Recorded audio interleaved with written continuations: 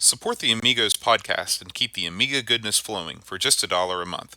Visit our page at patreon.com/AmigosPodcast.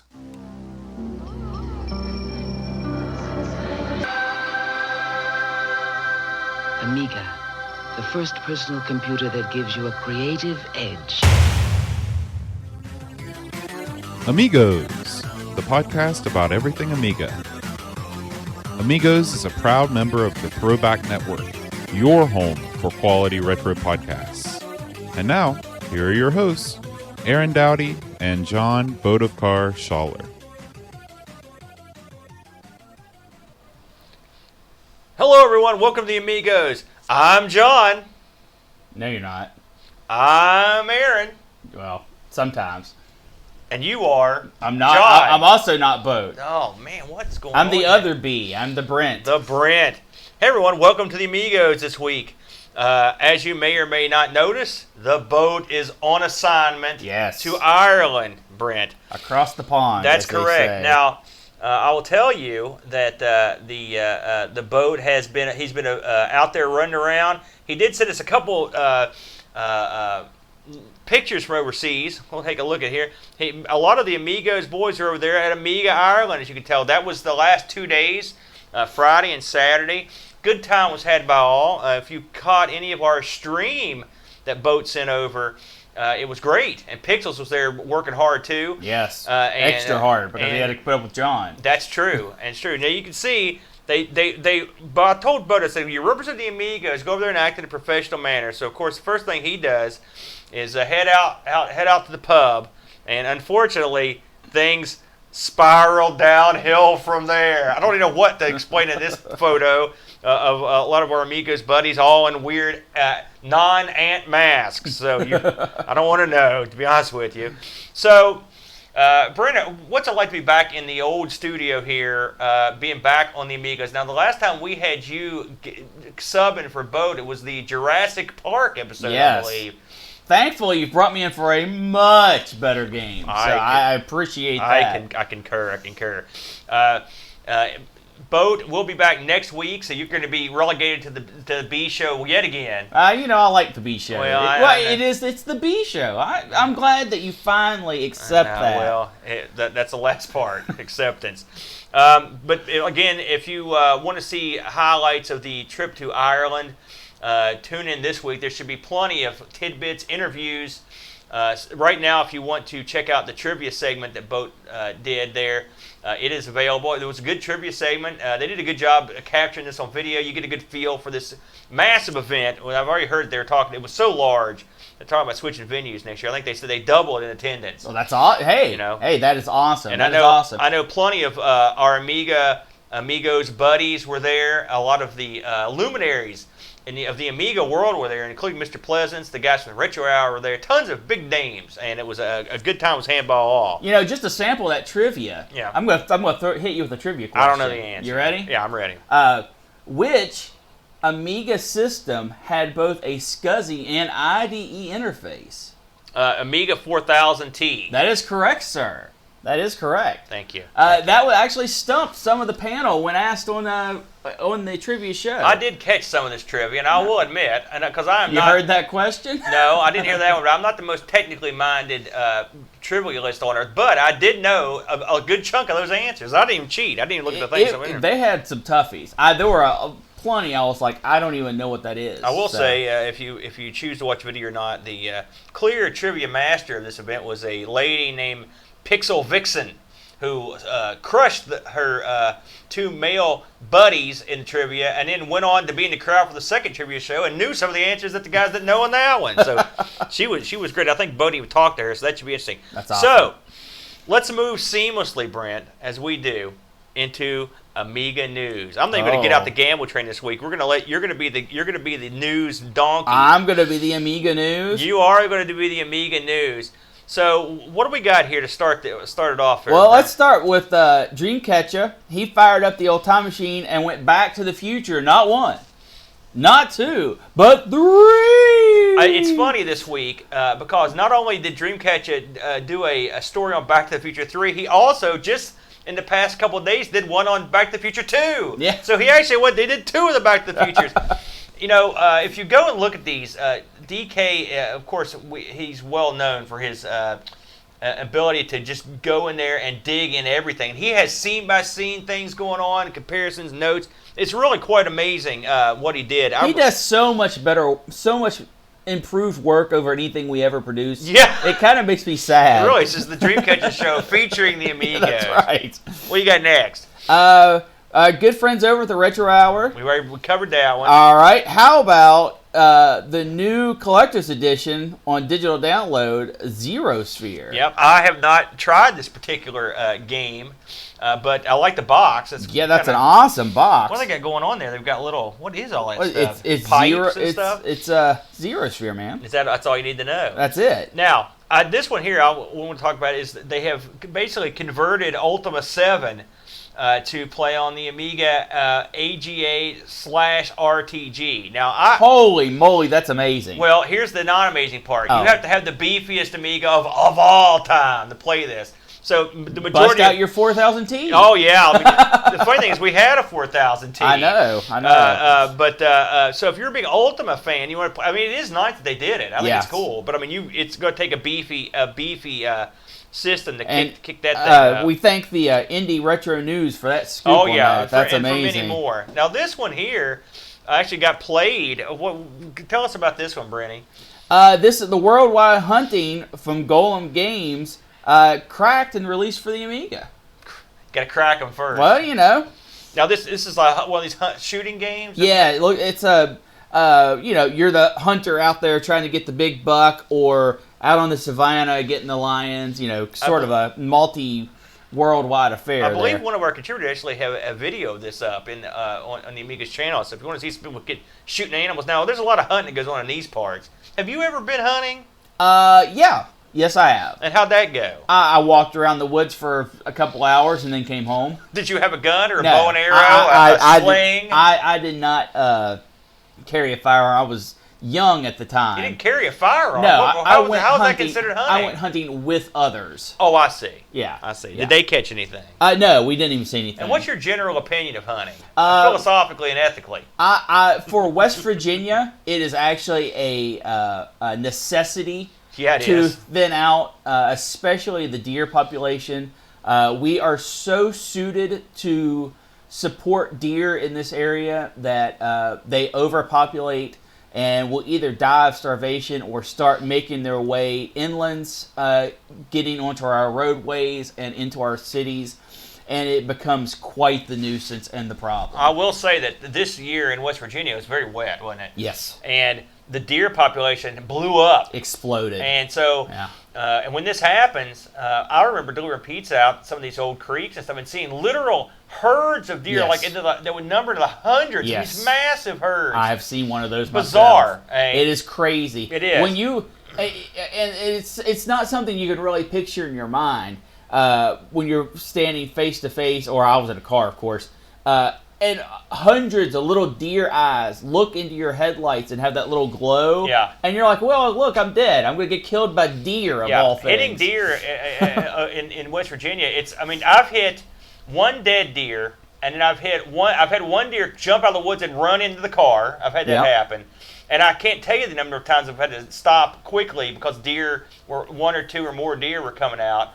I've had deer on my porch on Mud Mountain. Yes. And deer, I could literally have opened my front door with a gun and sat in my easy chair and picked deer off the hillside and wild turkeys. And you lived in a city. And I lived in the city. Yeah. I mean, I was up on the hill in the city. But So it was deer are plentiful here, but I've never been hunting and I could not shoot anything. Not that I don't like guns. So I'm a bad West Virginian. Now, from a worldwide hunting, as the game's perspective, I don't think trophy hunting is a suitable or ethical thing.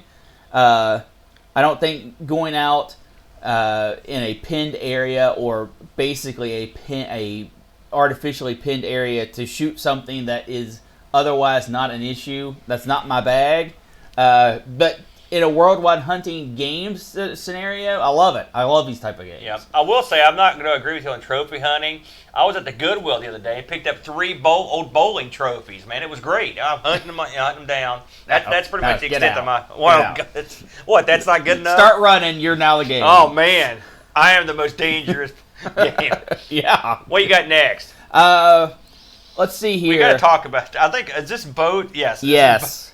Boat's Elite series continued this week, and Boat played his initial game of Elite. We're gonna be covering Elite on a show upcoming. Sure. And so then Great Boat, game. he was horrible at it. It was so funny to watch him. And then he got better, and then he went to play Elite Dangerous, and he couldn't play, so he ended up playing more Elite. So he's played a bunch of Elite. So if you want to see Boat play some Elite, there you go.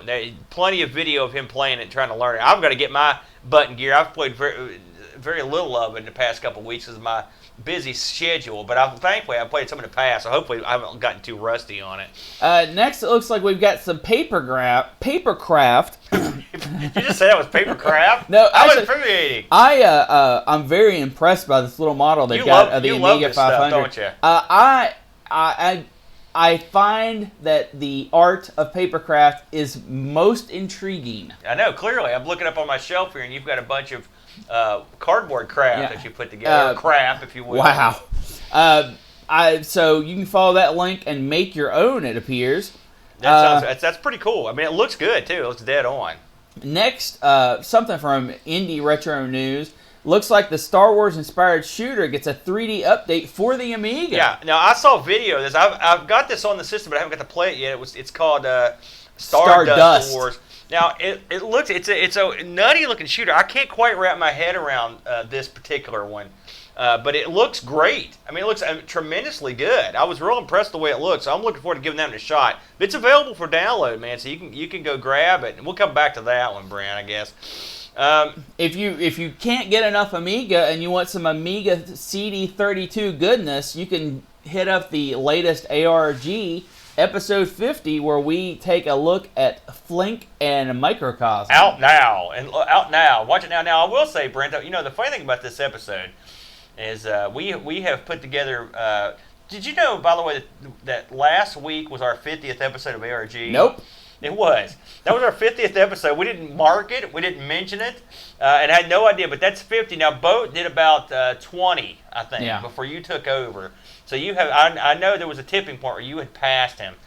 To mark that episode, we didn't do it on purpose, but ARG the wheel Presents 50 was Amiga CD32. Now, the first thing I saw when this went up was someone said AVG or AGAVN.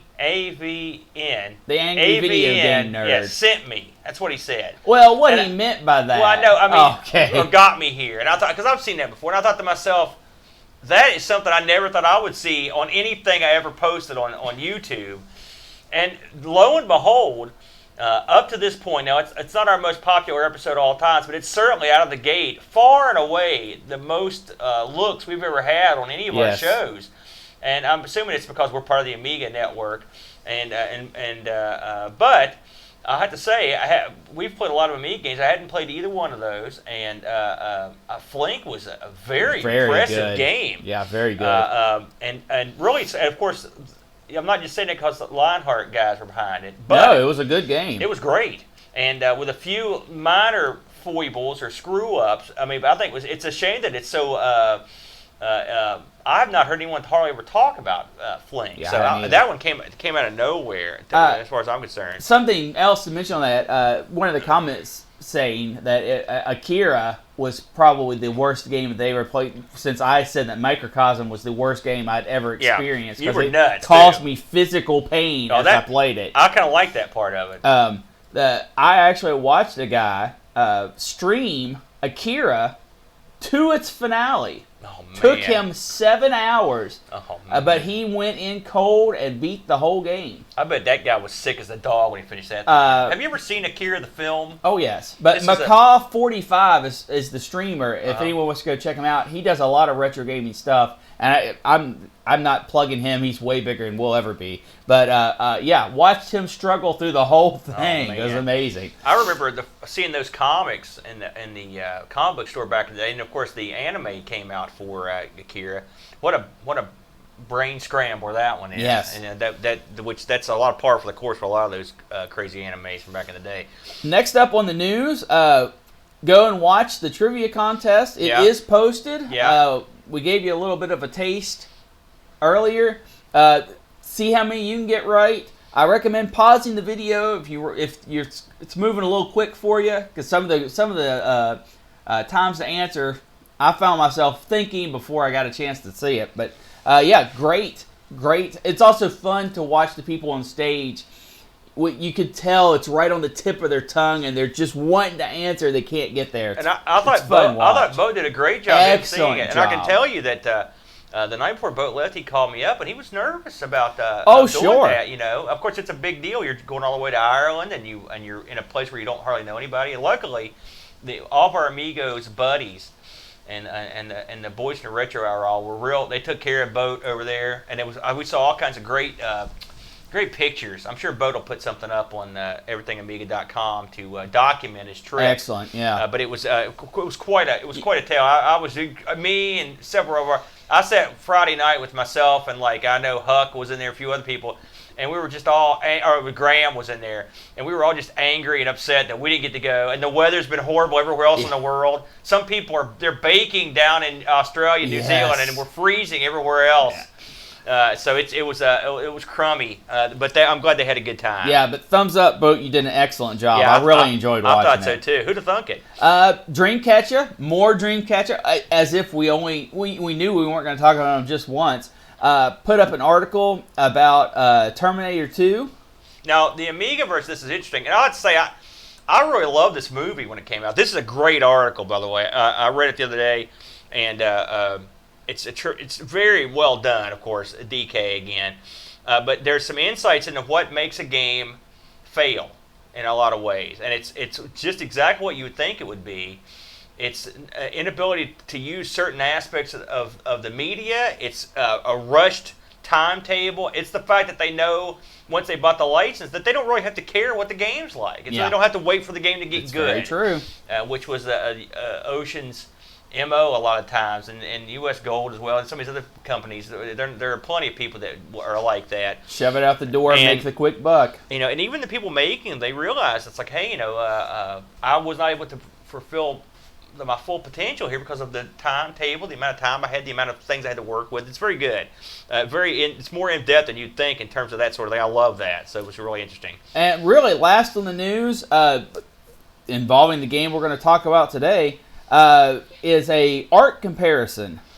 This was an article I came across when I was doing research for this game, and I would myself talk about it now, so I linked it because it's a really interesting article. It talks about the fellow that actually did the art for the game, and he actually to get the art, to take the picture for the cover of this, to paint it, he went out and he needed some models.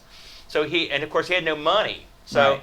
He got his wife, his former wife, to be the girl holding the candelabra, and then he found another programmer who was a LARPer basically that had the outfit to be the guy pulling the torch on the wall. There you go. And then he went to the gym because I guess he was in San Diego, and he said, "Listen," he went to the reception and said, "Listen, I need a muscly, long-haired guy to pose some pictures." And 30 of them walked out. And then she went. He said she went in the back. She picked the guy out, brought him up. They paid the guy. He came to the house, and he was the warrior on the front. It even shows how they had him because in the cover art, he's sort of falling backwards, and they had him sitting on this little bench or in pose, and it's got the photos he took of all three of them, the actual photos So you can see, and Yeah. it's pretty amusing. But the one thing that keeps coming up is that people wonder why that the programmer had that outfit.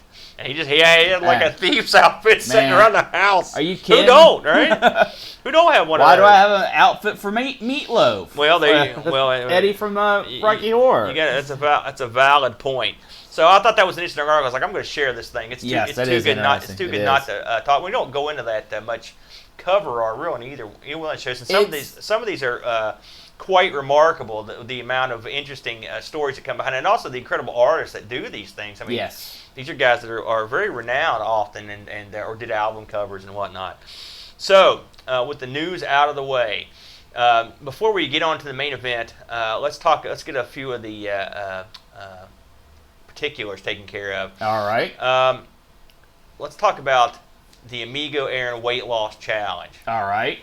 I am Amigo Aaron. It's true. When I came up with the Amigo Aaron Weight Loss Wager, see, I mispronounced my own thing, and I got on boat last week for doing it. I thought, what a hilarious gimmick this will be to raise some money, right? Right. Sounds good. And it seemed like a brilliant plan, and then now that we've started, it occurs to me that I probably should lose a bunch of weight. Yeah. Otherwise, I'm going to pay out the yin-yang. Often when making a wager, it's good to do the wager. Yeah. Now, and it has been a chore to get this thing going, but I am off and away, and I'm going to. And here's the jet of it, folks. For those of you that just tuned in or haven't heard, I've got to lose 100 pounds by July, or I've got to pay $5 a pound to charity for every pound I come up short.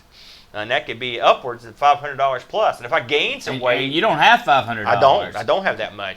So I better get. I'm about to chop off an arm before this thing. What could happen? So, but oh man! Oh no! I just had the weigh-in vision of you naked on the scale with a towel. No, yes, no. It's just like UFC, man. Me and Ronda Rousey are there. Oh no! So here's how you fit in the picture, gentle listener. If you would like to support the Children's Miracle Network, which is the charity we're going for, all money donated goes 100% to the Children's Network. Heck, I don't need it. I'm not buying no food. That's it. So what am I going to do Think with all the money you're going to save. So please send in donations. I believe the address for this is amigos@amigos.com, and on the subject line put Aaron's Weight Loss Wager, and you can sponsor me per pound. Yeah. And I'll put a graphic at the bottom of the screen to make sure I got the email right. You can give us $10 or $10 a pound. That'd be great. You can give us a dime a pound, $1 a pound. Sure. And then when we do the Amigos marathon for charity, the Amigathon in July, those pledges will come due, and that's when you'll end up paying the money. We'll get all that stuff. We'll go to charity to give us a good bump to start the thing off. So I mean, it's good encouragement for Aaron, and it's a good cause for the charity, Children's Miracle Network. Excellent cause. It's funny. I never really thought of this as a challenge for me. It never occurred to me that I'm seriously, because I mean, my weight sort of fluctuates anyway. Yeah, I never really think about it, but I guess it's sort of motivating. It is now because I'm cheap. Yeah. And so it appealed to my sense of cheapness. But you can go to everythingamiga.com for more details. And we would appreciate the support. And again, it goes to a good cause. Absolutely. The Children's Miracle Network. We raised a couple grand for them last year during the Amigathon. While you're on here, before we get to the main event, speaking of the Amigathon, that was a 24-hour event. Yes. And one thing that I put up this week, which we didn't actually talk about, was I have just listed hour 12, I believe it was, of the Amigathon.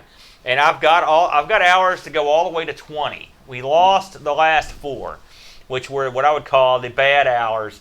What did you think about the prospect of a 24-hour Amigathon? And we've talked about whether we're going to do another one that long, but I think we probably will. And you were there for a good chunk of it. I was there for just over half. That's a good chunk.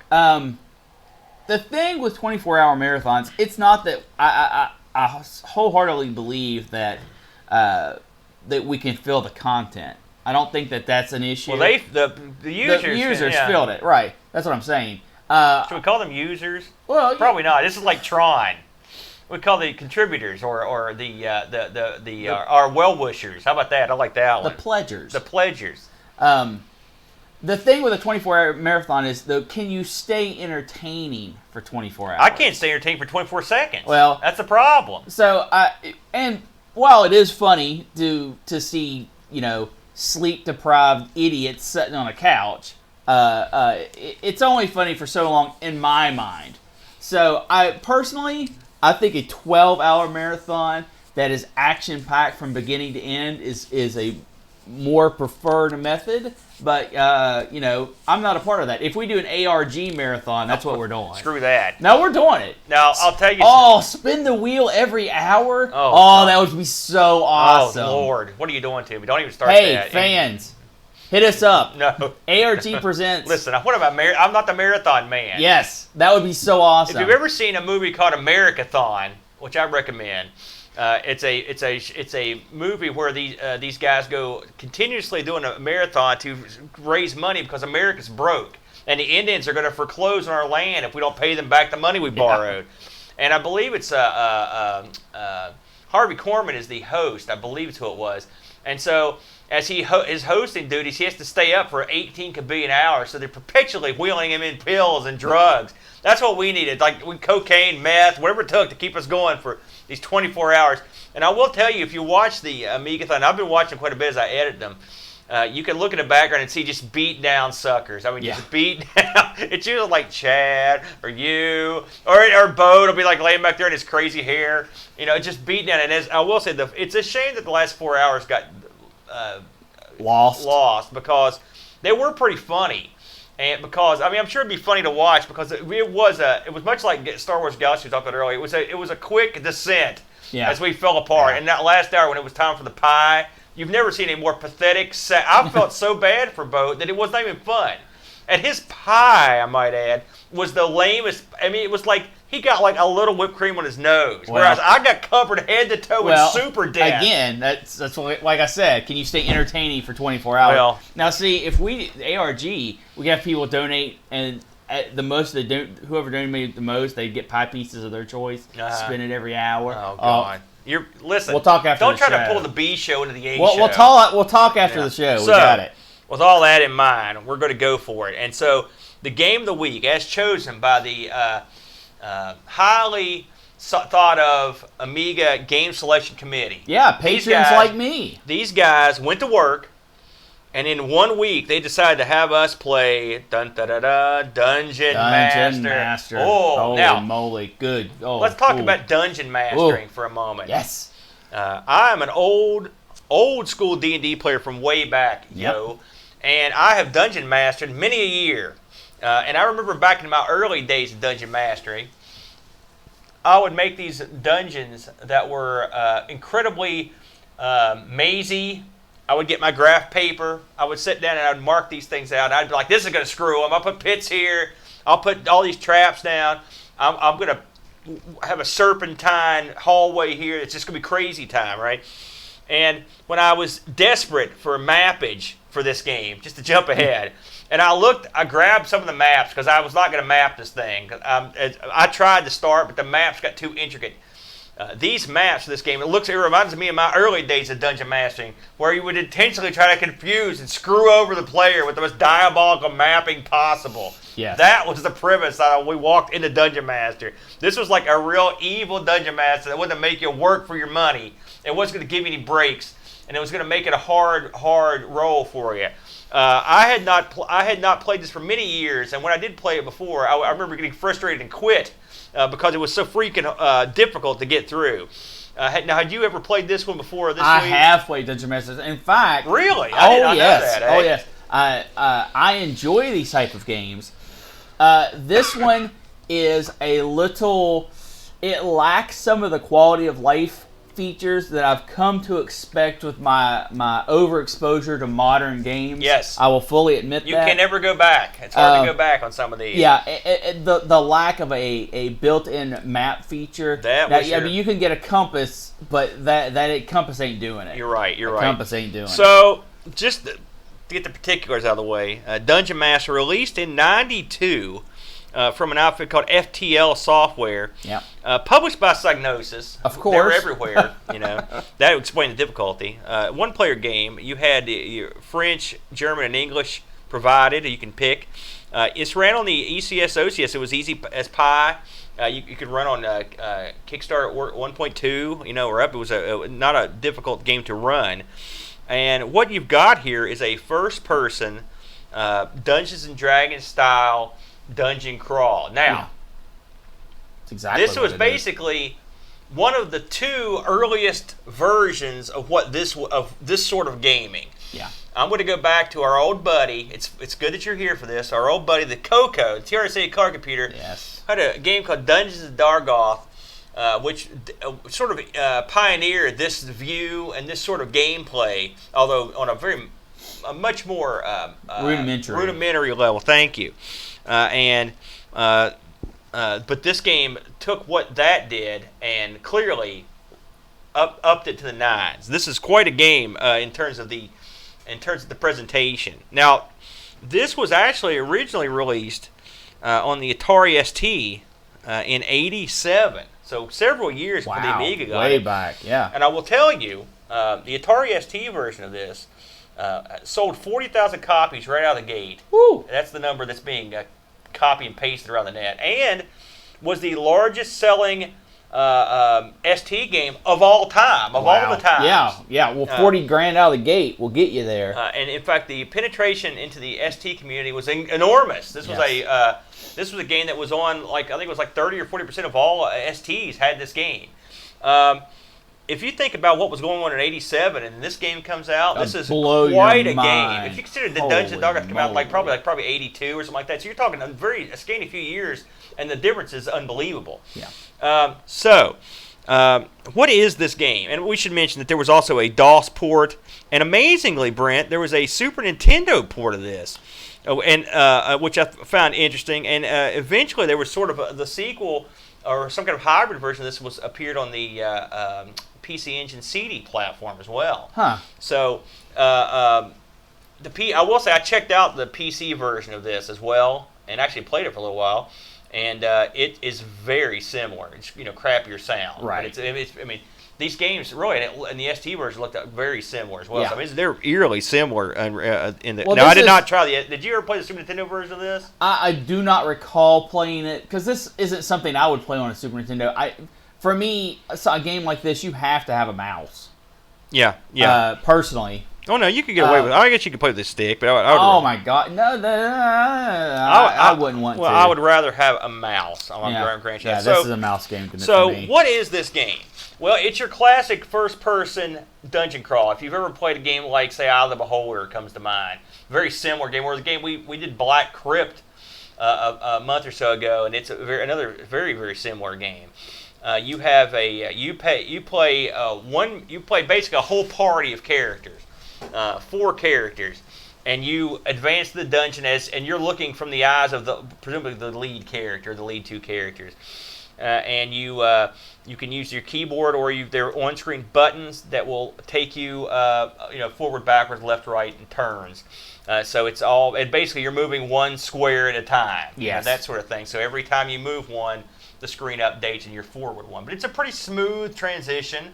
And I thought it was a pretty well done. There was no problem. It wasn't like, this isn't going to win smoothest game of all time award, but you got to remember when it was made. You pick, when you start this game, you pick from you go into this basically a museum or a hall of fame, basically, where you pick from a character set, I believe it was 24 guys. There's a lot. You're allowed to pick 4 heroes, and then when you pick them, you get the choice of resurrecting them, or you can bring them back exactly as they were, or you can basically bring them back, reincarnate them. At that point, you can change their name.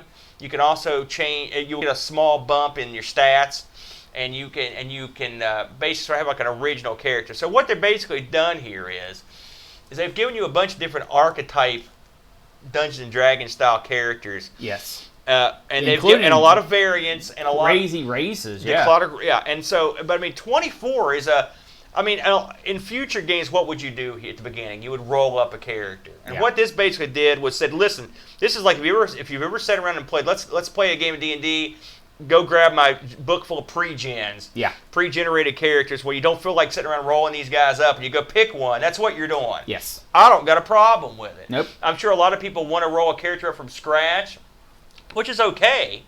But I liked how this works. I thought there was no problem. Now, I will say you wander around here and you can easily miss guys and whatnot. Because, I mean, I could have made it a little bit easier to find all the guys. But, I mean, you wander around. I like how they did it, actually. And the thing is you're not restricted by classes in this game. I mean, some stats work with some classes better, but everyone can be anything they want. Right. And you've got a lot of freedom as to how you advance them. So, once you've picked your 4 characters, you have they will appear at the top of the screen with their stats. Okay. They've got there are 3 bars at the top. That's the health, stamina, and mana bars. All right, pretty standard stuff now. Yep. This game was a trendsetter. You've also got a picture of basically like your marching order to the side, and then you've got on the far right you've got buttons for putting together spells. You've got buttons for attacking with whatever weapons you've got handy. It's going to show you what's in hand. And then you've got 6 squares that are basically directional buttons if you want to use the mouse instead of the keyboard. Now it's funny because I actually used the mouse. I did not actually. I did the same thing in Black Crypt. I don't know why, but because it's quicker to use a keyboard. You can go through a lot faster. Quicker, yeah. For me, I kind of like using that interface. I use the mouse the entire time. Yeah, at the top of the screen, you've got whatever 4 characters you selected. You can click on them and you can get their particulars, and they have sort of D&D style statistics. It tells you there. This game, I will say, there's more to the surface. There's more on this game than what you see on the surface. There's a lot of math going on behind the scenes. You've got this thing is calculating your encumbrance. It's taking account your how much endurance you've got left and when you need to rest. It's taking into account how hungry you characters are. You have to eat in this game. Eat and drink. And you have to drink water in this game, and you have to have some downtime for your character. So clearly, the guys that put this together had played them a whole mess of D&D. I mean, this is as close to a D&D experience as you would probably ever have hoped for when this came out. I can't imagine. Blow your mind at the time. Right. I mean, it blows your mind now, to be completely honest. So what ensues, now I will preface this by saying I did not get super far into the game. Oh, I think we. Well, I think there's 14 levels, and I got to the 3rd level. Yeah, I think we experienced. But I did go back and watch some of what was going to happen in the future to see what they had lined out. The game has some interesting. For the most part, this game is it's pretty straightforward. All right, and how it works. But there are some interesting things in it that I think are. It's funny, as being a D&D player, you get a certain insight into some of this stuff. Sure. And I'm going to go in the spells. When you've got a character that needs to cast a spell, you'll click on them, and then you've got a spell box on the right-hand side of the screen with runes in it. And so the way spells work in this is you have to combine certain runes to generate the spell. And again, back to that math, you can't just go ahead and get a spell going right away. Like, for example, I learned how to do the light spell pretty early on. Well, the first couple of times you tried it doesn't work, and so you have to do it a bunch of times over and over and over for them to get experience enough to where they can do it more regularly, and it doesn't always work. And so you're sitting there and of course every time you try it, you're also expending your mana, and so I think this rune configuration for the game is sort of the game's way of implementing in D&D what we call spell components, where you in D&D to do certain spells you'll have to have components. You may need a feather or a pinch of dirt or scales or something. And so since that wasn't really something they were going to implement this, they did something where you could actually go and plus you're going to find some of this stuff out as you get stuff. You're going to guess some of it, and you're eventually going to understand that all these runes have. I mean, I don't know this from experience. I just know this from reading about it. Is that there are certain runes that are for like flying effects and damage effects, and sometimes you can even sort of guess what the spells are going to be, and try to sort of make them up as you go. Trial and error, yeah. Now, is this spell system when you're in a pinch? Is it the best? It's not. Well, no. Let's see. That's by design. I guarantee it. They don't want you to be able to go fireball, fireball, fireball. Well, yeah. You have to type in your runes, and it's like from a tabletop perspective, it takes into effect your hand movements and your chanting and how things take time. Yeah. I think it's very brilliant. Well, I'm not saying it's not. I'm just saying it can be for a neophyte who was trying to learn the game.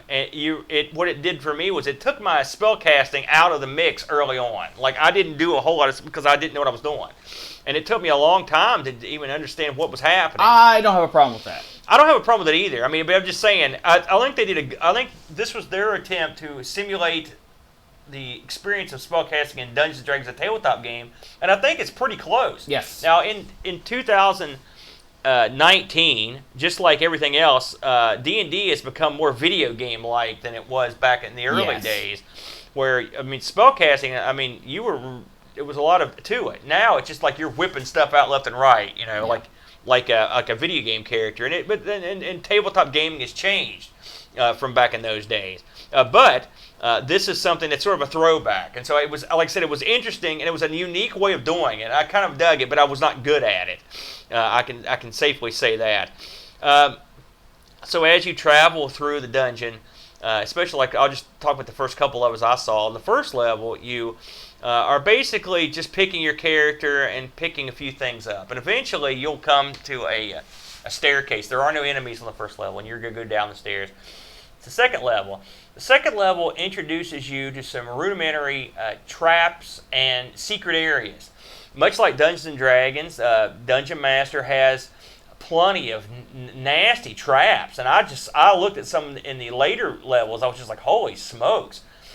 You've got pit traps. You've got all sorts of floor switches and whatnot, and it makes for a real D&D like experience. If you're in a real nasty, like traps, you would not normally find, or puzzles you wouldn't find in this amount, and so smashed. I mean, there's tons of puzzle elements in this. Now, in fact, I would go so far as to say this is almost a puzzle game as much as it is an attack type based game. I mean, you're doing a lot of switch stuff, puzzle solving, and pretty intricate stuff. I got to a point on, I believe, the second level where you went in this room with like 4 million floor switches and 2 doors you had to come across, and you had to go across these floor switches in the right patterns to when you got to the door, it would be open, the double door. And it was, for me, it took me a long time. I know you said you zoomed through it, but well, it's a 9-switch puzzle, so there's only so many variations, and I can see you doing this.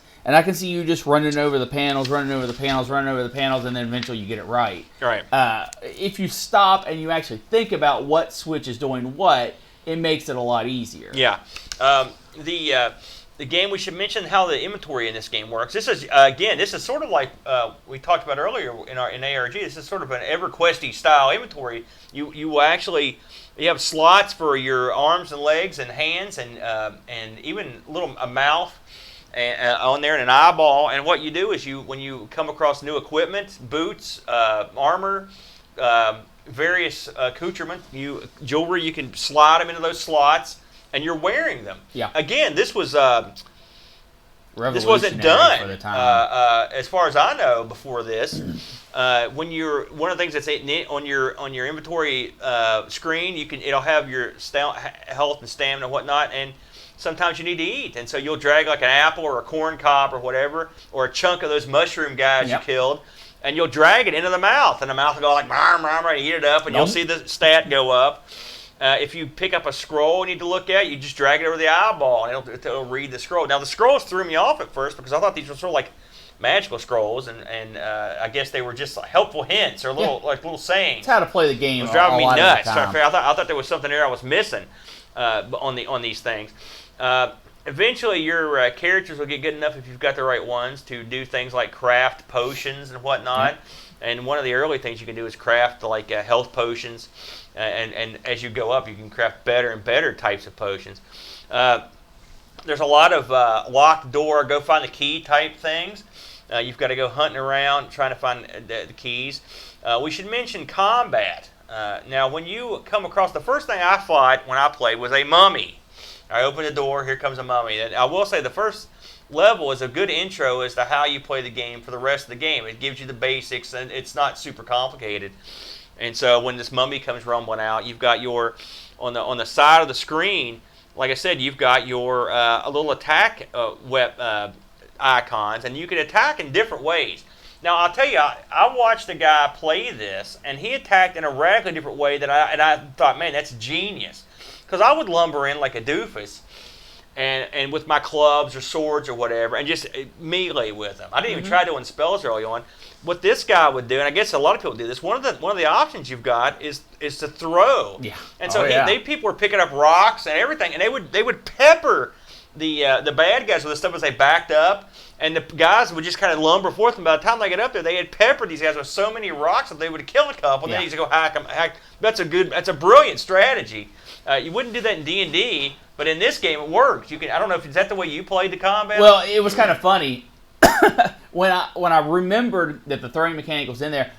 The very first thing I would do is have my guys in the back who normally can't do anything because they can't reach the bad guys. Right. Well, I mean, they range stuff. Right. Yeah. I would have them throw clubs, and then I had my monk, or they call it a ninja in this game, in the front. He would always have a weapon, and the first thing he would do is throw the weapon and then go start beating it with his hands. Yeah. So, you could throw armor at the bad guys. You could throw food at them. You could throw anything. Which I didn't do any of that stuff, but and you can collect it once you knock them down. You can usually pick it up. Yeah. If you get killed in this game, and I had to read about this to find this out, you'll occasionally see these altars sort of like embedded in the wall, and if you pick up the remains of your buddy and take them there, it will bring them back. Yep. Which I had to do that a few times. Now I'll freely admit, y'all. That I emulated this thing, and I solely on the basis of the amount of time I had. Plus, I knew I would have solid save states. This is a game where you can save the game, and you better save it early and often because as you go up. I mean, even like stuff as simple as a couple mummies or some of those mushroom guys, for example, they will hurt you badly. I mean, and you can inadvertently get killed over something you don't think's that tough. Now, a part of it's because I wasn't, armored up or whatever. Just, I wasn't good at it, but it was a hassle, and so I had to save quite a bit. And this game has a rep for being pretty difficult to play. So I mean, but you have to be meticulous. This is not an arcade game. I mean, you go through and you have to really think your way through. That's very true. And really, it depends on who you take at the beginning, how your game is going to play out early on. Who were some of your favorites? I picked a fighter, a human fighter, and a monk to be my front two guys. And they both started out with armor. Mm-hmm. So I was pretty tough from the very get-go because I had at least chain level armor on two of my guys. So what I didn't do, and it would have cost me way later in the game, I never fought with my back guys. I never brought them to the front so they could learn some combat stuff. I always fought with my front guys in melee combat. But if you take someone who has armor and stuff in the very beginning, it makes you tougher in the very beginning of the game. Mm-hmm. If you take things like the lizard man, or if you take the dog, or a few other things. Oh yeah. Yeah, I know the dog. They start with no armor, and they are weak. Yeah, you've got to get these guys something on them quick. Yeah, yes. I noticed that some of the characters I had that didn't start with any armor, you get mauled. The game has no music, but you would think to yourself, bleh. But actually, having music would be kind of stupid because what it does have is some incredibly eerie ambience. Sound effects. Yeah, it has good ambiance. This again, I was always a big fan of Eye of the Beholder, and it had that similar. But it does it at least as well, if not better. You can hear stuff coming from and which again, this is very D&D like. You can hear stuff coming or hear it milling around in a chamber near you, and it is disturbing and creepy, isn't it? I mean, they do a good job of ramping up the scare factor, if you will. And as you're going through some of these chambers, like the worst thing that can happen is, and that's happened to me a bunch of times until I learned the spell, is like when your torch goes out and it gets real dark. This is a game, not only is it going to require you to eat, not only is it going to require you to drink, but you've got to take care of a light source, just like in D&D. And so that's, like I said, the first thing I learned was a light spell, because if you don't have it, and you grind through all your torches, you're in the dark. Literally. And so then you're hearing that creepy stuff in the dark as you're walking around. You can easily fall in pits or stumble into stuff, and you could fall in a pit, and you go down a level, basically, not good. Yeah.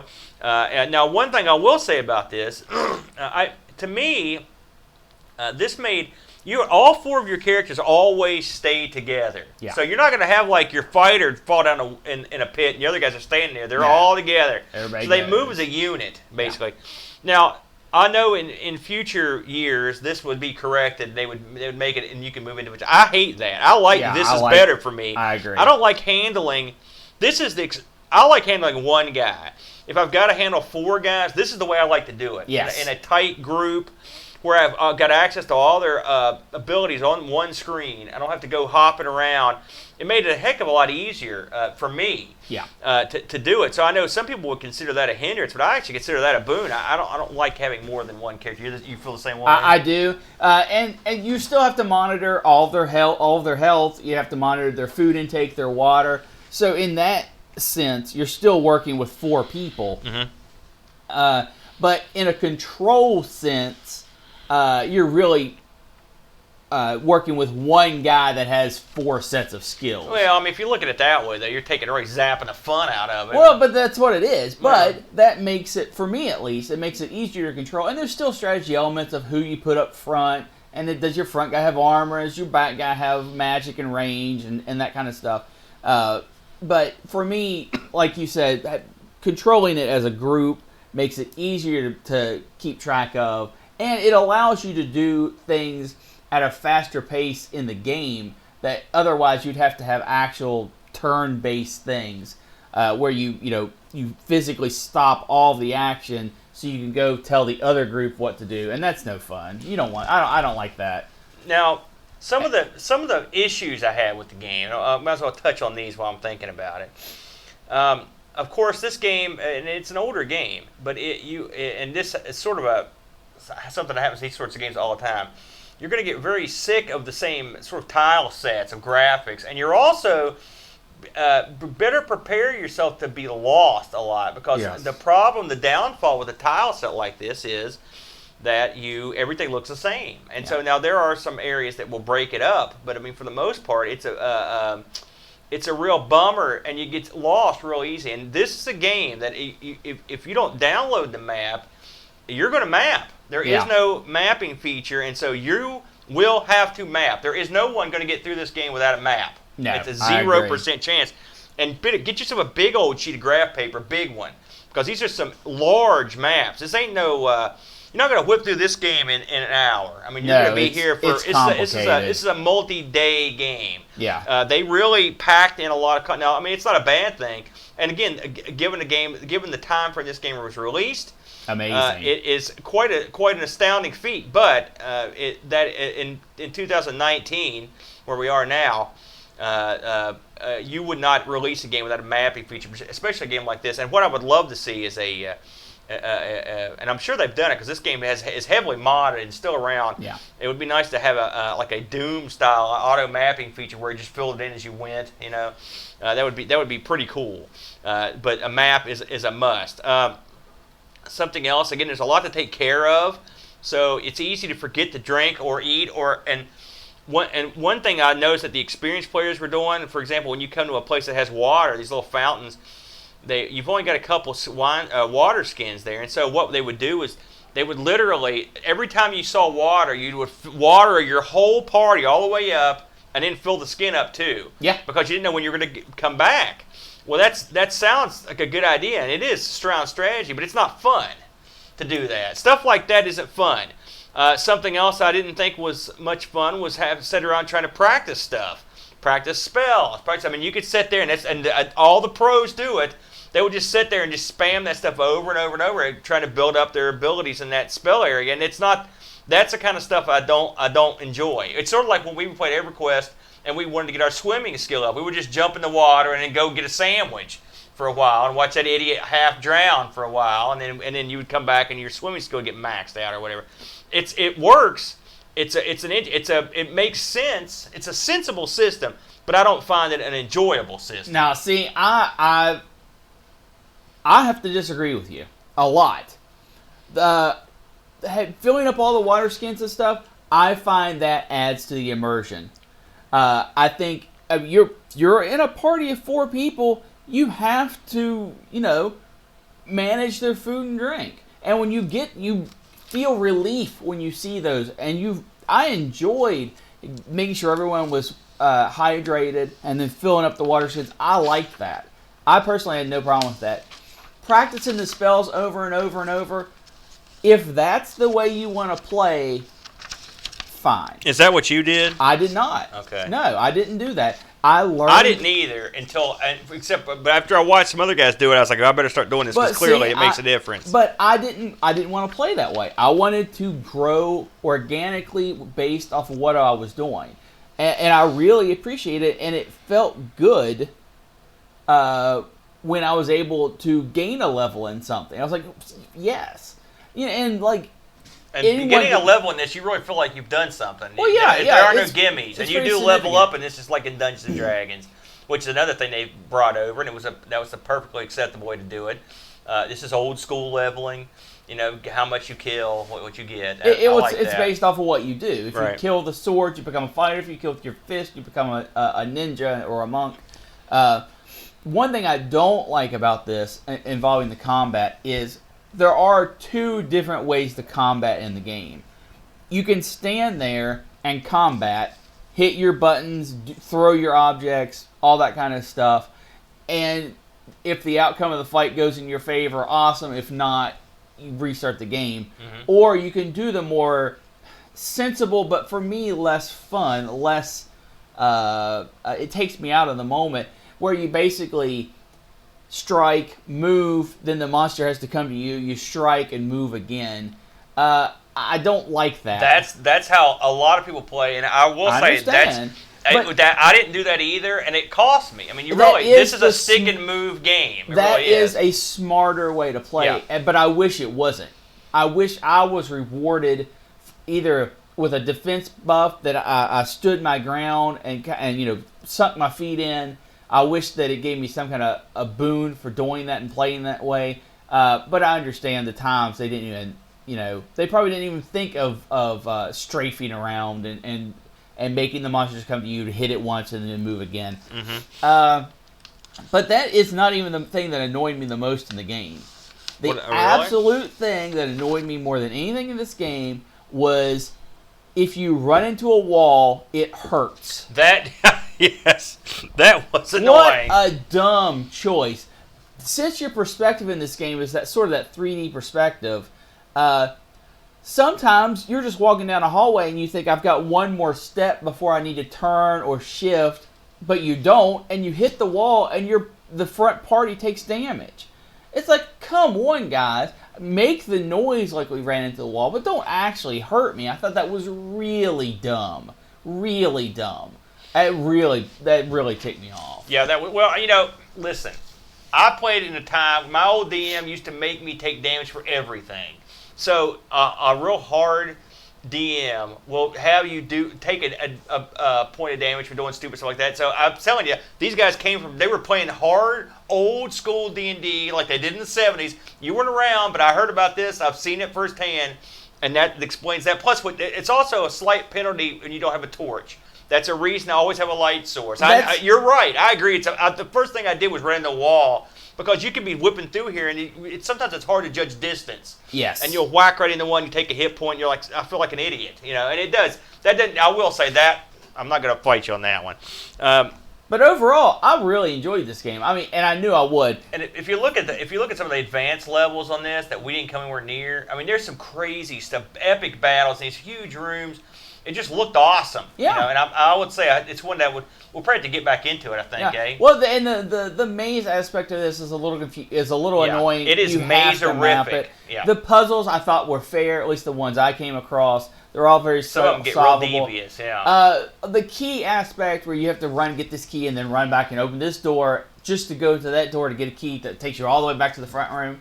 That didn't really bother me that much, but I could see where that would grind on me after 17 levels of it.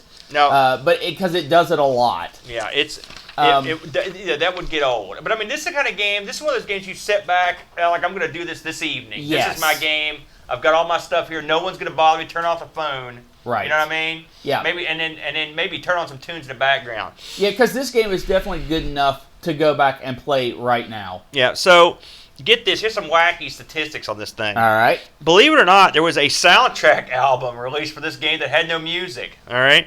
It was called Dungeon Master the Album. And it was music composed by Daryl Harvey, Rex Bonka, and Kip Martin. Now, you're asking yourself, how did this happen? None of these ports, except for the Super Nintendo version, had music. And the music in the Super Nintendo version is not something we're going to listen to on an album. Well, guess what? I had to throw this in there because of ARG. The music was composed for the FM Towns version. Oh, my gosh. So really? The old FM Towns back again. And some of the music was also in the FM Towns version of the sequel to this, which was Chaos Strikes Back. Yes. All right. This actually had a expansion and a sequel, so it was a very popular. Yeah. Obviously, we don't have to go without telling you. Dungeon Master was also said to inspire. Was inspired by the early Ultima games, and Richard Garriott was very impressed with Dungeon Master. He was a fan, and he sort of borrowed or paid homage to it in his Ultima Underworld games, which are, of course, the same sort of perspective, of that perspective and whatnot. And in my opinion, not as well done. Well, I had to say I was not the biggest fan of those. They were sort of panned when they came. The original one, I don't remember being super popular. So this game still has an active scene behind it with mods and stuff. It's been converted to different types of systems in terms of home versions being converted. So when this game came out, it blew everybody away. Now I've got a list here, and it's going to blow your mind. The amount of glorious awards this thing got. So I'm just going to list some of these off, okay? This was awarded the Special Award for Artistic Achievement in 88's Computer Gaming World, Adventure Game of the Year in 88, the UK Software Industry, Best-Selling Atari ST Title 88, Best Role-Playing Game 88, Power Play, Best Role-Playing Game 88, Tilt, Best Sound Effects 88, Tilt. Do you see where we're going here? When this was released on the ST, people were like, this was like a game that they'd never seen before. Game of the Year in 88, Best Atari ST Game of the Year, Game of the Year, Fourth Generation Magazine, which is French, Golden Sword Award, the Adventurers Club of the UK, Best Role-Playing Game, Beastie Award, Best Atari ST Title, Best Game 89, Amiga World. Amiga World was probably covered a few ST titles when this came out. Best Amiga Game, Best Amiga Game in Sweden. So you can get the point here. It was Amiga game love. The ST game had love. Everything had love. Yeah. This was a very popular game. Absolutely. So, all that said, how much would it cost to pick this thing up today if you were to pick this up? Did you happen to look on eBay? I happened to look here. I'll see how you did. Well, I've got it right here. So, in the USA, if you were to pick this thing up, you would be paying somewhere in the $60 to $80 range for a box version. Really? Now, I saw one that sold for $14, but then I saw one that sold for $100. So these are expensive. I saw the discs selling for $20 by themselves. And in the UK, I saw prices all over the map. Right? There were a ton of them. I saw some going for as much as $77 and some going for $21. So there was all over the map. Crazy. In the Amiga world, the Lemon people gave this thing a 8.45, which is a really good score. Yeah. And Amiga Joker gave it an 88, so it got pretty rave reviews. And I think there's a fair. I think those are a little low, to be honest. I mean, I think really? the Amiga 8.5. You think that's low? I think low? 88. I would go higher than 88. I think this game. Listen, I'm going to be realistic here. Not everyone wants to click a blank wall looking for a secret door. Not everyone wants to eat every 10 minutes. This is a game, and we can appreciate it because of our background. This is a game made by D&D people for D&D people. Yes. The name of this game, Dungeon Master, is no fluke. Yeah. They knew exactly what they were doing, and they knew exactly how to make a game that we would all get into. And they did a good job. I really actually I knew this game. Like I said, it's not one that just sprung up on me. I knew about it. I'd heard of it. But it was a tremendous game to go back and play. Tedious, Is it my favorite game of this genre?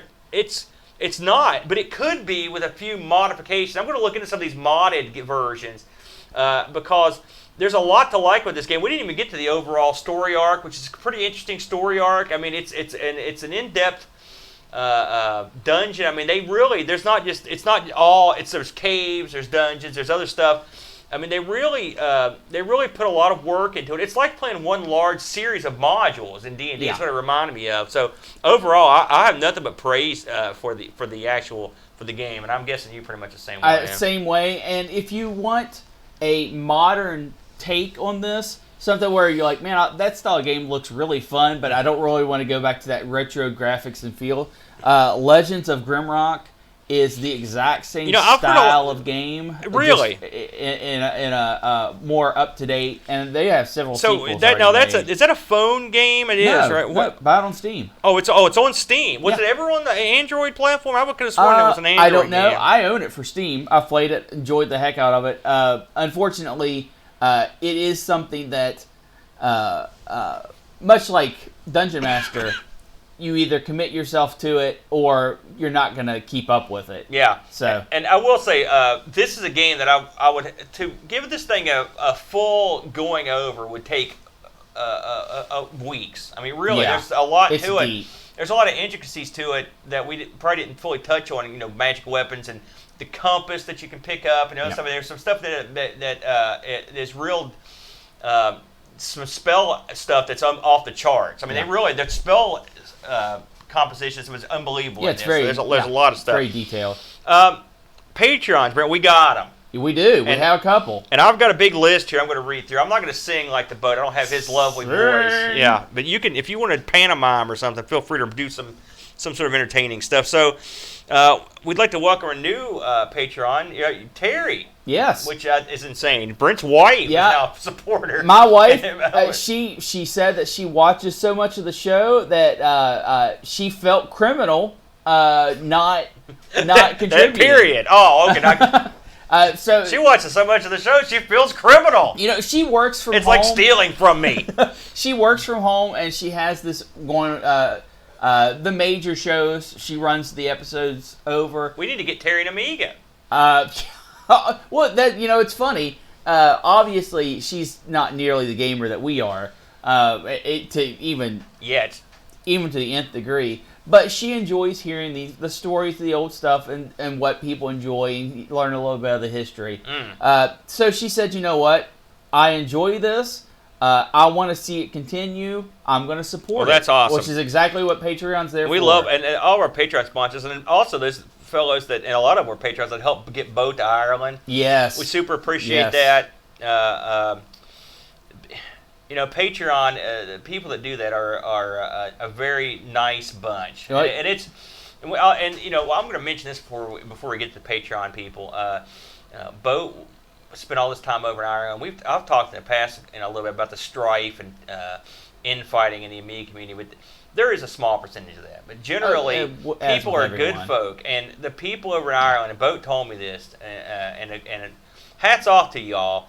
But they treated him great over there, and he said the amount of love and support and kinship in the room at Amiga Ireland was off the charts. He said nary a foul word said, and everyone had a good time. The camaraderie. He said that everyone was happy to be a part of this hobby, and it was a joyous experience for him. So all you guys that helped get both there are well wishers, and all of our patrons and all of our listeners.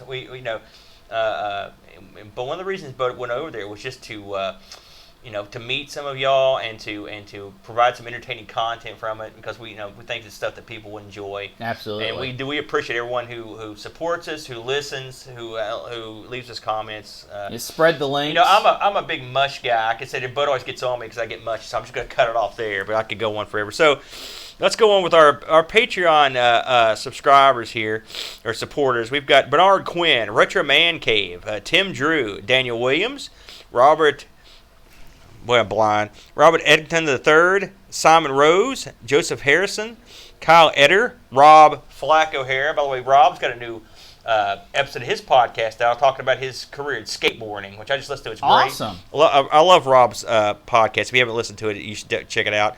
Howard Nibbs, Matt Larimore, Andy Craig, Shanzo, Darren Lomax, Colin419. Colin419 says, I just supported the Amigos. Bam, Make there a you t-shirt.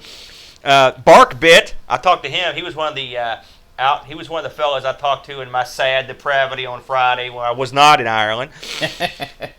Seb Kiernan, Roland Burke, Andrew Monks, Joe the Zombie, John Cook, Dan Ross, Leaf Kaland, Alan Kebab, another one. I talked to a lot of these guys actually. Oh yeah. Donald Tyler, Level Lord, John Marshall, our buddy here in state, Matthew Putterone, another guy I talked to quite extensively, Ricky DeRocher, the creepy dead boy. Oh, it's the creepy dead boy. Yeah, Figgy CTZ, another. I talk to all these guys all the time in Discord. And the names keep popping up. The Slow Norris, good friend of ours who has sent us many, many lovely things. Stefan Sogard Mortensen, Edvin Helen. I love reading this just because the names are so cool. Belindo 75, Christopher Hassel, Ravi Abed. He was over there with his show, Retro Hour, great show. Belindo 75. Did I read Christopher Hassel twice? So let's read him again. Yeah, I did. Maybe he's a double page. This is what I read. Chris Folds or Chris Folds, The Dream Catcher, Laurent Giroux, keeping us honest. Graham W. Webke from way down on the border. Some jerk. Yeah, why are you on this list? I cannot figure that out. Because I'm a paying Patreon since day one. So literally, you're pay to play. Hey, you know what? Where's my money? Me and my wife support this because I don't we want to see it makes grow. no sense to me. How much more? I'm shrinking. I'm not growing. That's the whole point. Lane Denson. That's a heck of a lane. Adam Battersby. O'Brien's. Retro and Vintage. The Big O. Gary the Hucker. C. Brian Jones. Paul Harrington. He was over there. Duncan Styles. The Style Man. Alan Kebab. Anthony. Big Boy Jarvis. Tapes from the Crypt. Another fine fellow. Josh Nan. Speaking of Tapes from the Crypt, getting back to him. Oh, wait a minute. We will be beginning to give away some of the mini boxed goodies that Tape sent over a couple weeks ago on a future show or two, and I'm sure some of those get given away at the Amigathon because as you'll recall, Tapes sent us many a boxed item. So we have a lot of people that send us. Well, we not do. a lot, but we have good, hardy people that send us. We do. We have a lot of people send us stuff. It's awful nice. Josh Nan, the Nan, Adam Bradley. Jonas Rulo, another fine fellow that's sent goodies over. The THT, Eric Nelson. I listen to his show, Pixel Gaiden. I think I build it every week, but they're a good bunch. Kim, Tommy, Humberstad, Daniel Bingston, the brutal one, Brutal Barracuda. The Brutal Barra. Darren King Coles. Jason, you have been warned. Ha ha. Pixels of Dawn, the Pix, getting it done old Good school. Guy, yeah. And Kilborn Barman. I can't do it like Boat. All a hearty bunch, every one of you guys. Everyone. And we appreciate you. I love it. I love reading the list and seeing all these guys. And if you haven't already, and a large chunk of these fellas have, please hop over to the Amigos Discord where we chat and get the inside scoop on what's going on and just generally screw around or sometimes comfort each other when stuff goes south. The various things that we do. It's a great bunch. And so, and if you were interested in hooking up and supporting us on Discord, hey, we're on Discord, on Patreon. Hey, we know we'll never turn you away. We love you. And listen, that some of that Patreon money and some also just people contributing help get Boater to Ireland. We've got some interesting plans coming up, and so we're hoping to turn these donations into something that is going to be worthwhile and interesting for everyone that's supporting us. And we do appreciate it, don't we, Brent? That's it. It's true. So let's talk about next week's, Brent. Next week, the crew has spoken, and it's not that. The crew has spoken, and we are going to be playing a game, which I have to say, I don't think I've ever played this thing. Crazy Cars 3. Not 1, not 2. Well, I mean, listen. But 3. We could play Crazy Cars 1 if you're a dork. Well, Crazy Cars 1, that's probably mildly crazy. If you're going to play Crazy Cars 2, and you're sort of crazy. Yeah, I mean, you got some lunacy issues going on. But Crazy Cars 3, you're out of your mind. When you're 3 times the crazy as the first Crazy Cars, that's right. That's like, wow. Not to mention, just, hey, you're going to get scored. You're getting sort of hosed on this, aren't you? So we'll expect a full report from you. You know what? I'll have to say, the game I came in on one good game, and then I set on Jurassic Park, which was a bad game, and then I got another good game. Yeah, we did that. So, that dark. What was that crazy game we did? The really dark thing where the guy gets the thing implanted in his brain. Remember we did that one. So that was a pretty cool show. That was a good time. So next week we'll be doing Crazy Cars 3. The boat will be back in studio. In fact, right now, boat is in air, getting ready to come back to town. So boat. Be careful on your way home. So I think that about shuts it down. Any parting words? I want to thank you for letting me let me come to see how the big dogs do it. Oh, that's right. If you ever want to watch more of me, you can join us on the sister show, ARG Presents. The mothership. It's not Amiga focused so much as it is retro gaming focused. I would say. And we should mention that. Coming up in next week's ARG, of course, right now we've got the Amiga CD32, but next week we've just found out that we're going to be playing games on what was that thing called? This crazy British computer that we've never heard of. The Sam Coop? No. What was it called? The Sam Coop. What's it called? It's a Sam Coop or Kopu or something? What is it? It is the Sam You Coop. don't know, No, it is. It's the Sam Coop. Oh, then why were you laughing at me when I said it? Because it's just so crazy. We're playing games on the Sam Coop. So if you want to check that out next week, God knows what that's going to be. Was the other one I sat in on. So, thanks for joining us and everybody in the chat that stuck around. We appreciate you. And I guess until next week, all we can say, Brent, is adios. Adios.